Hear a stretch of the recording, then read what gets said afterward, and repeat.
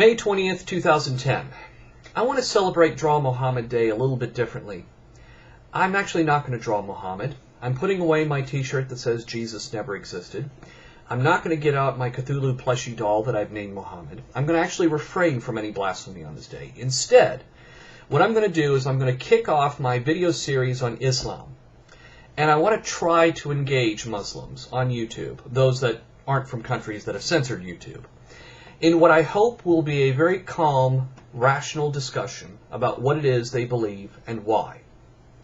Now, I am going to be very critical. I am not going to tread lightly around any sacred beliefs. I don't think any beliefs are sacred. I think all ideas of all kinds should be criticized and, yes, even ridiculed. But I do want you to make your best sales pitch to me. Because I got to tell you, I don't get it.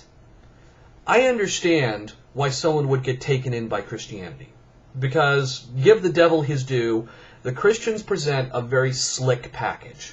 With all of these supposed multiple eyewitness accounts, multiple attestations, all of this supposed evidence, all of this faux history and church folklore, I understand how somebody would get taken in by it. But I genuinely don't understand why anyone who wasn't indoctrinated to be a Muslim from childhood would convert to Islam. Because at the end of the day, I can sum up Islam in 7 simple words. Some guy claimed God spoke to him. That's it. I mean, you can talk to me all you want to about how beautiful the Quran is. Yeah, Shakespeare is poetic too. So what? That doesn't mean it's true. All you've got, that as far as I can see, is some guy claimed God spoke to him. As if you couldn't go down to the local insane asylum and find a dozen or so inmates who will tell you exactly the same thing and provide you with just as much proof. But it gets even shakier than that. Because, of course, this guy was off in a cave all by himself, much like how Moses was off on a mountaintop, or Joseph Smith was off in the woods by himself. They're always alone, these prophets, whenever God speaks to them. And wouldn't you know it, God told Muhammad that he was going to be his special agent on this earth. To question Muhammad is to question God. Who could have seen that one coming?